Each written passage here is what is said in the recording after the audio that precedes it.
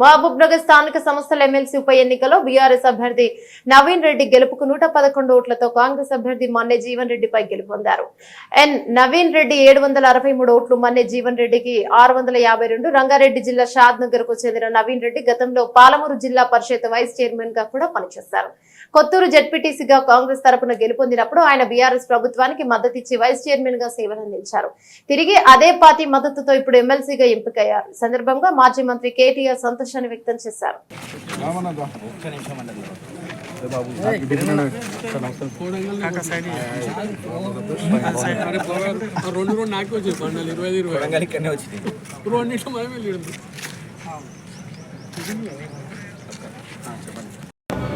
మహబూబ్ నగర్ జిల్లాలో జరిగిన స్థానిక సంస్థల ఉప ఎన్నికల్లో ఇవాళ బీఆర్ఎస్ పార్టీ అభ్యర్థి నవీన్ కుమార్ రెడ్డి గారు గెలిచినందుకు వారికి ముందుగా హృదయపూర్వకంగా శుభాకాంక్షలు తెలియజేస్తూ, మరి ఈ గెలుపులో భాగస్వాములైన మా గౌరవనీయులైన ఎంపీటీసీలు, జెడ్పీటీసీలు, కౌన్సిలర్లు, పేరు పేరున ప్రతి ఒక్కరికి ఓటేసిన ప్రతి స్థానిక సంస్థల గౌరవ ప్రజాప్రతినిధులందరికీ వారికి ధన్యవాదాలు తెలియజేస్తూ, మీ గెలుపు మా బాధ్యతను పెంచింది. ఈ గెలుపు మరిన్ని గెలుపులకు బాటలు వేయాలని కూడా మనస్ఫూర్తిగా కోరుకుంటూ ఆకాంక్షిస్తూ, ముఖ్యమంత్రి గారి సొంత జిల్లాలోనే ఈ గెలుపును అందించిన మా గౌరవ ప్రజాప్రతినిధులందరికీ, మాజీ ఎమ్మెల్యేలకు ప్రతి ఒక్కరికి కూడా పేరు పేరున నమస్కారాలు.